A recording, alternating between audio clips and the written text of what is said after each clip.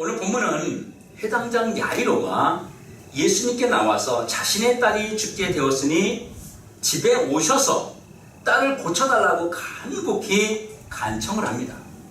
그래서 예수님께서 회당장 야이로의 집으로 가시는 길에 혈루증으로 앓고 있는 12년 동안 혈루증을 앓고 있는 여인을 치료하시고 그리고 야이로의 집으로 가려고 할 때에 이 야이로의 집에서 사람이 달려왔는데 뭐라고 말하냐면 당신의 딸이 죽었습니다 라고 이야기했습니다.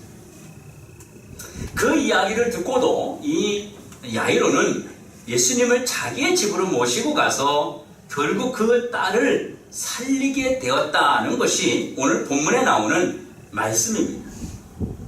여러분, 부모가 죽으면 산에다 묻고 자식이 죽으면 가슴에 묻는다는 말이 있습니다.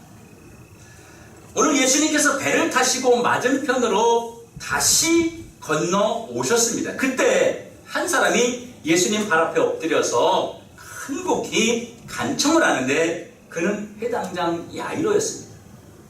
회당장은 말 그대로 한 회당의 총 책임을 지고 있는 회당의 대장 같은 사람이었습니다.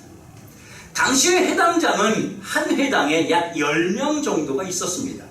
그래서 한 팀이 3명씩 업무를 보았는데 이 회당장은 종교적인 업무와 간단한 사법적인 업무를 총괄했습니다. 백성들에게서 간단한 재판을 하기도 하고 간단하게 벌금을 매기기도 하고 이런 사법적인 업무를 같이 보았던 사람이 회당장입니다. 그러니까 회당장은 나름대로 명예도 있었고 나름대로 어느 정도의 권력도 가지고 있는 사람이 바로 회당장이었습니다. 이 회당장이 자신의 딸을 고치기 위해서 많은 일을 해보았을 것은 당연한 것입니다.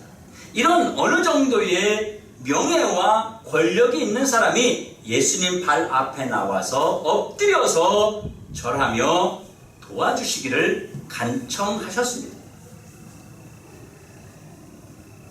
이런 명예와 권력이 있는 회당장이 예수님 발 앞에 나와서 엎드린 것은 그만한 이유가 있습니다. 바로 자신의 딸이 병들어서 죽어가고 있기 때문입니다. 그래서 예수님을 찾아온 것입니다. 그가 주님을 찾기 전에 딸을 살리기 위해서 온갖 방법을 다 동원해서 해보았을 것입니다. 그는 돈도 있는 사람이고 또는 주변에 아는 인맥들도 많아서 무엇이 좋은지를 정보를 많이 가지고 있었을 것입니다. 그래서 몸에 좋다는 것 또는 약뿐만 아니라 잘 고친다는 의사에게도 가보고 많은 방법을 취해 보았을 것입니다. 그런데 그런 여러 가지 방법으로는 아파해 죽어가는 자신의 딸을 살릴 수가 없었습니다. 그래서 하는 수 없이 마지막 끈이요 마지막 소망으로 여기는 그 예수님에게 찾아와서 자신의 딸을 고쳐달라고 우리 집에 좀 가달라고 간청을 하고 요청을 하였습니다. 그런데 예수님께서 이 야이로의 이야기를 듣고 간청을 듣고 내가 너의 집에 가겠다라고 말씀하셨을 때에 이 야이로의 마음이 어떻겠습니까?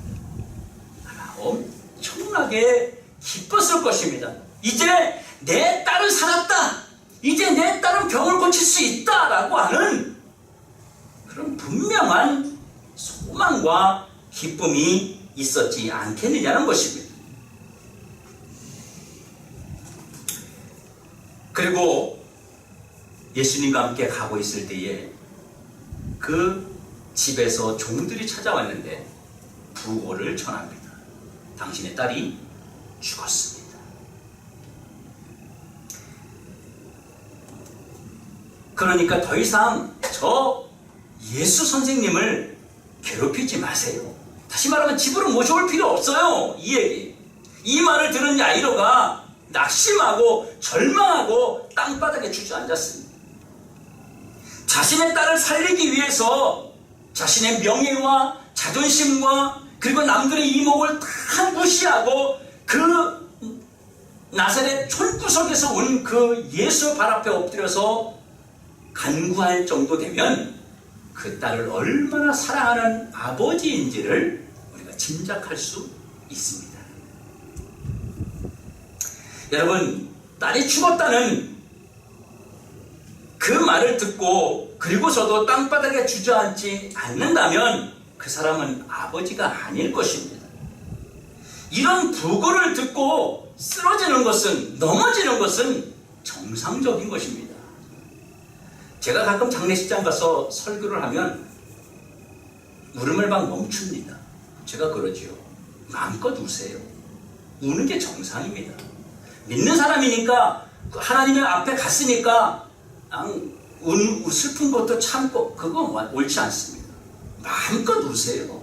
마음껏 우세요. 그건 하나님이 우리에게 주신, 하나님이 이 세상을 살아가는 사람들에게 준 감정이고 마음입니다. 다시 못 만나는 것에 대해서 아쉽지요. 안타깝지요. 후회스럽지요. 표현해야 됩니다. 오늘 이렇게 부고를 들은 이 야이로는 정말 가슴이 너무나 메어졌을 것입니다. 그런데 예수님께서 뭐라고 말씀하시느냐면 두려워하지 말고 믿기만 하라 라고 말씀하시는 것입니다. 그런데 여러분, 어떻게 두려워하지 않을 수 있겠습니까? 사랑하는 자기 딸이 죽었습니다. 어떻게 두려워하지 않고 절망하지 않고 낙심하지 않을 수 있겠느냐는 것입니다. 죽은 자식 없이, 이제 죽은 그 딸 없이 혼자 세상을 살아갈 것 생각하면 두렵기 그지 없습니다. 너무 두렵습니다. 어떤 분은 자식이 먼저 죽어서 그 자식이 쓰던 방에는 못 들어가는 분이 있어요. 왜냐하면 그 자식이 자꾸 생각이 나서 정상적인 생활을 할 수 없는 것입니다. 어떤 분은 그 죽은 아이가 쓰던 물건을 하나도 손을 대지 못하는 분도 있습니다. 제가 아는 분은 딸이 죽었는데 지금까지도, 초등학생 때 죽었는데 지금까지도 자식을 낳지 못합니다. 그 충격 때문에 자식에게 마치 죄 짓는 것 같아서 지금까지도 아이를 갖지 못하고 그렇게 살아가는 분이 계십니다. 여러분, 이렇게 자식을 먼저 보낸 부모는 큰 충격을 받을 수밖에 없는 것입니다. 자식을 먼저 보내고 살아갈 날을 생각하면 정말 두렵습니다. 그런데 우리 예수님께서 뭐라 그래요?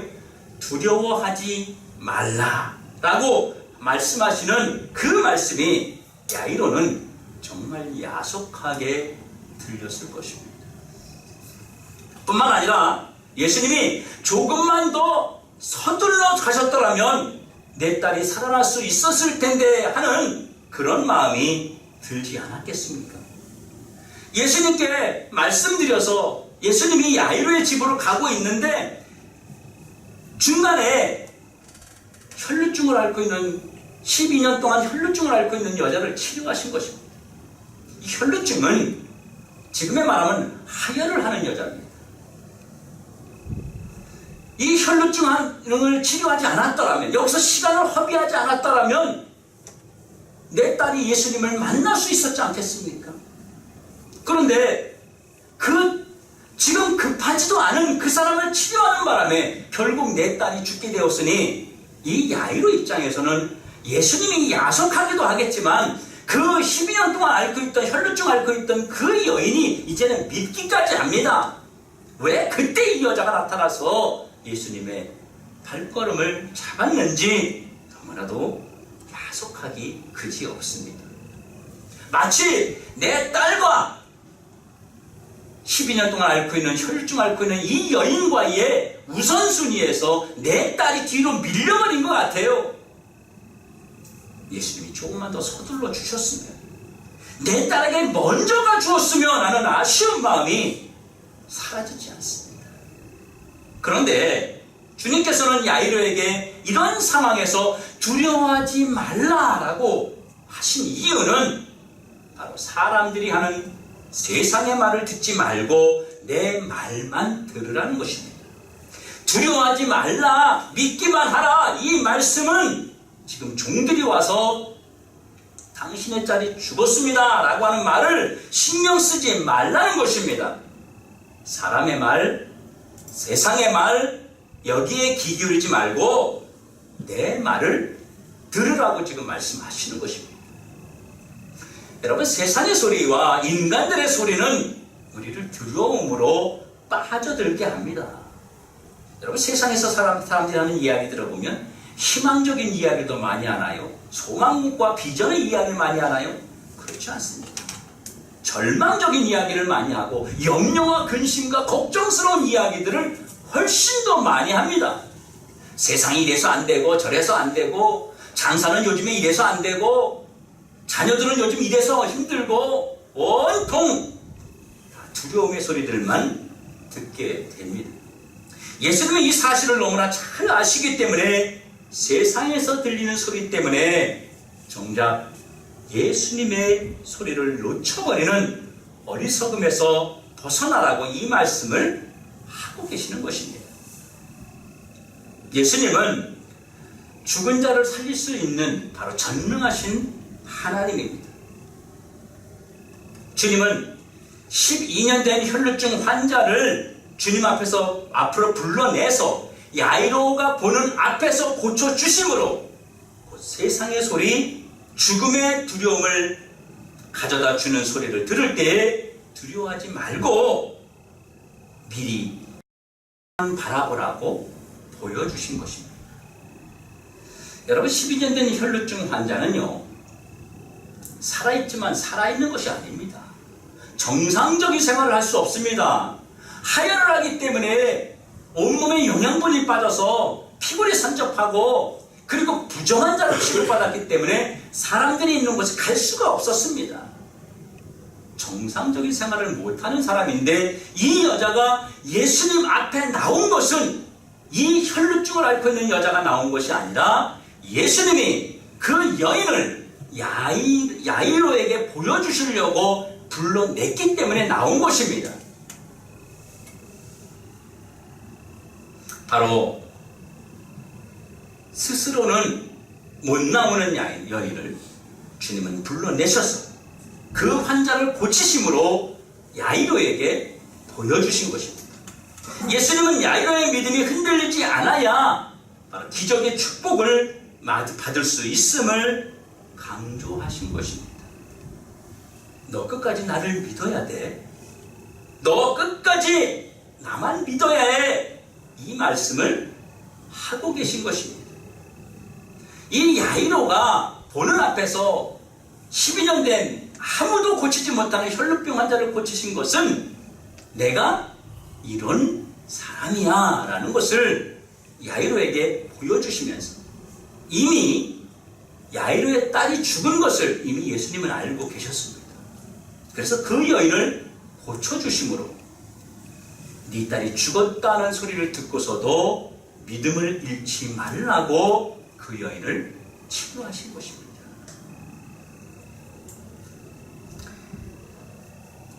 야이로에게 너 지금 딸의 죽음 소식을 들었지만 처음에 네가 나를 보고서 예수님이 내 딸을 고쳐주실 수 있는 분이라고 믿고 나왔던 그 믿음, 그게 변함이 없어야만이 너의 딸은 영원히 살 수 있다.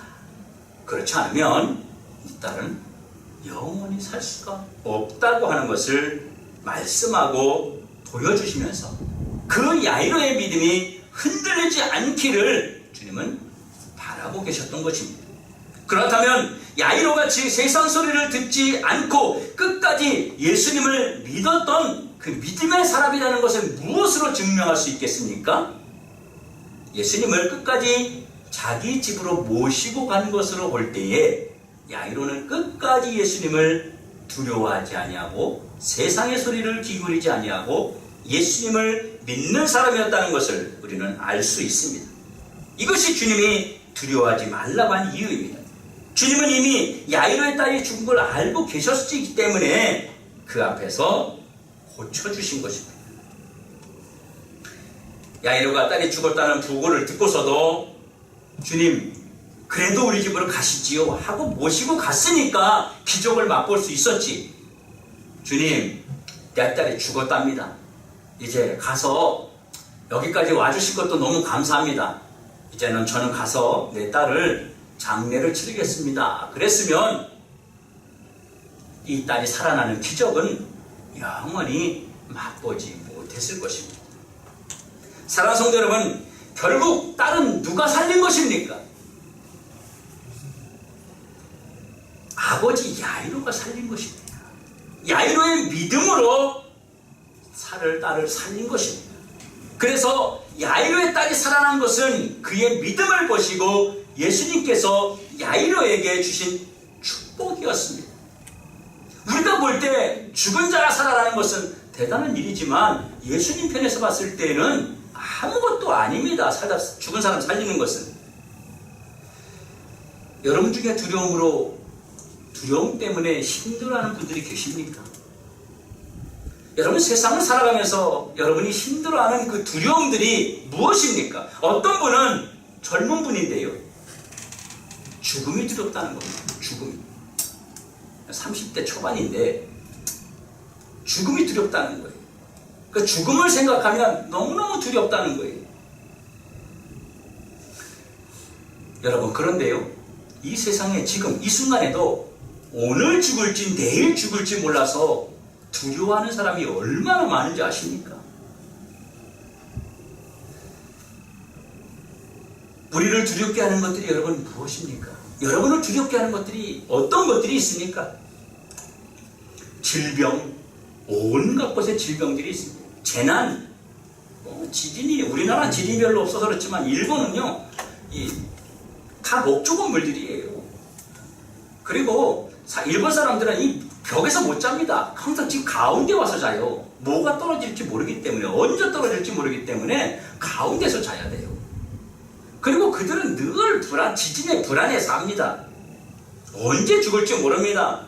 여러분뿐만 아니라 사고, 여러분 걸어가는데 차가 그냥 달려와서 사람 칩니다. 식당에서 밥 먹고 있는데 차가 막 달려 들어옵니다. 나는 아무 잘못 없이 밥 먹고 있는데 가스가 폭발하고요.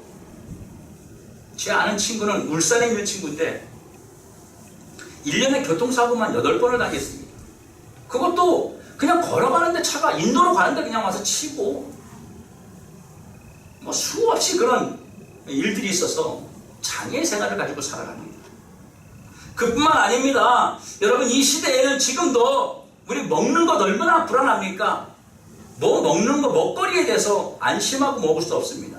중국에는요, 하늘을 날아가는 것 중에는 비행기하고 다리 달린 것 중에는 의자 빼고는 다 먹는답니다. 모든 걸 먹는다 그랬죠. 비행기하고 의자 빼고는 다 먹어요. 타이어도 먹는답니다. 그럴 정도로, 가짜 계란이 있을 정도로 그렇게 온갖 곳에 먹는 것에 두려움이 있습니다. 먹는 음식에 뭘 넣는지 여러분 모를 정도입니다. 여러분 뿐만 아니라 묵지마 범죄, 그냥 얼굴 한번 쳐다봤다고 돌멩이 때립니다. 얼굴 한번 쳐다봤다고. 나는 걸어가고 있는데 뒤에 와서 그냥 막 사람을 패고 갑니다. 그런 정신적인 문제 때문에 힘들어하고요, 두려워합니다. 불면증, 여러분 우리가 뭔가 골똘히 생각하게 되면 그 생각이 머릿속에 떠나지 않아서 잠을 못 잡니다. 뭔가에 집착하고 뭔가에 중독하고 이런 것들이 우리를 실제로 두렵게 하는 것들입니다. 옛날에는 마약 그러면 대마초 이렇게 생각했지만 지금은 마약 그러면 필루폰이며 아피온, 헤로인 이런 것들이 우리 얼마나 많은지 모릅니다. 제가 마약 중독에 대해서 여러 중독에 대해서 좀 공부했잖아요. 세상에 그렇게 많은 마약이 한국에 지금 줄비에 있습니다. 여러분 자녀들, 여러분 아는 자란 어린이들 마약에 굉장히 많이 노출되어 있습니다. 쉽게 구할 수 있어요. 홍대만 가도 그냥 널려 있습니다. 널려 있어요. 옛날처럼 그렇게 마약을 막 구하기 힘든 그런 시대가 지금은 아니라고 하는 것입니다. 우리를 두렵게 하는 것들이 우리 주변에 얼마나 많은지 모릅니다. 이런 두려움에서 벗어나는 길은 그럼 없는 것입니까? 우리는 이런 두려움에서 벗어나려고 얼마나 안간힘을 쓰는지 모릅니다. 부모님들이 자녀들을 안전하게 키우기 위해서 얼마나 노심초사합니까? 질병에 걸리지 않게 하려고 얼마나 음식을 가려서 먹이고 신경을 씁니까? 유통기한 보고 유통기한이 하루가 남아도 이거 아이들 주지 않잖아요. 여러분 자녀들 유통기한 지난데 주나요? 안 줍니다. 유통기한 지난 건 제가 다 먹습니다. 우리 집에서 다 제가 먹습니다. 아깝다고. 우리 식구들 절대 안 줍니다. 여러분 근래 학교에 이 초등학교 어린이들을 납치하려고 하는 사건이 미수에 그쳤나? 하여튼 그런 사건들이 좀 있었대요. 그래서 이 신천초등학교, 신일초등학교 뭐 이렇게 학부모들끼리 그 내용을 공유했는데 우리 어진이가 북적북적 이야기 카페 선생님한테 들었다는 거예요. 그러면서 이제 저한테 얘기를 해주는 거예요. 어른이 와서 차문을 열면서 얘야 여기 강아지 이쁘지? 한번 만져볼래? 그런다는 거예요. 그러면 싫어요 그렇게 대답을 하고 어떤 분이 와서 내가 눈이 잘 안 좋아서 그러는데 엘리베이터 버튼 좀 눌러줄래? 그러면 거기 가면 오돌도돌하니까 그거 누르면 돼요 라고 말하면 되고 내가 니네 엄마하고 친한데 너 나하고 같이 갈래? 그러면 잠깐만요 내가 우리 엄마한테 전화 한번 해볼게요 라고 하고 이렇게 교육을 받았다는 겁니다. 요즘에는 아이들도 안심하고 내보낼 수가 없습니다. 잠깐만 소식이 끊겨도 지금은 염려하고 근심할 수밖에 없는 그런 시대에 우리가 살아가고 있다고 하는 것입니다. 그런데요, 우리는 그렇게 조심하고 또 조심하는 대로 그런데도 두려움에서 벗어나지 못합니다. 지금 이 설교를 듣고 계신 우리 성도님들 모든 분들 중에서도 두려움에 떨고 계신 분들이 있습니다. 내 앞길이 불안하고 내 인생이 불안하고 내 자녀, 내 남편, 내 가정 앞으로의 미래도 불안하고 이런 불안감이 우리에게 가득 차 있다고 하는 것입니다. 여러분 사람이 나이가 들면 병원에 가는 걸 두려워한다 그래요. 건강검진 받는 거 두려워한대요. 왜요? 뭐 이상한 거 나왔을까 봐. 간이 좀 안 좋은데요. 아니면 뭐 장에 좀 뭔가 혹 같은 게 있는데 이러면 여러분 잠 편안히 자면서 해피합니까? 아닙니다. 두렵습니다. 밤에 잠을 못 잡니다. 사람들은 불안하기 때문에 술을 먹고 불안하기 때문에 마약을 하는 것이에요. 사람들이 마약을 즐기려고 하는 게 아닙니다. 이 현실 세계를 도피하는 방법 중에 하나가 마약이고 중독입니다. 나 이거 잊어버리고 싶다. 그래서 사람들이 마약을 합니다. 사랑하는 성도 여러분, 사람을 누가 죽이느냐? 바로 불안이라고 하는 것이 사람을 죽입니다. 우리는 이런 불안에서 벗어나지 못합니다. 그래서 사람들은 두려움을 잊기 위해서 여러 가지 방법을 취하고 좋은 것을 찾아다니고 그리고 운동을 하고 체면을 걸고 마약을 하고 점쟁이를 찾아가고 체면을 걸기도 합니다. 극단적인 경우에는 자살을 하는 사람들도 있을 정도입니다. 그렇다면 정말 우리가 두려움에서 벗어날 수 있는 길은 없는 것입니까? 이 세상을 험난한 세상을 살아가면서 두려움에서 자유해지는 길은 없는 것입니까? 있습니다. 두려움을 이기는 유일한 길, 참된 길이 바로 예수님이 우리 모든 두려움을 이기는 유일한 방법이고 비결입니다. 예수님을 문제 해결의 주인공으로 여러분 삼으시면 됩니다. 여러분 왜 두려워합니까? 내가 해결하려고 하니까 두려운 것입니다. 예수님이 문제 해결의 주인공이 되면 여러분 이 두려움을 이길 수 있습니다. 여러분 얼마나 간단한 이야기입니까? 내가 지금 몸이 불편하고 몸이 힘들어서 두려워하고 있는데 의사가 찾아와서 아무 이상 없습니다. 괜찮습니다. 이 말 한마디 들으면 어때요? 두려움이 싹 사라져버리는 겁니다.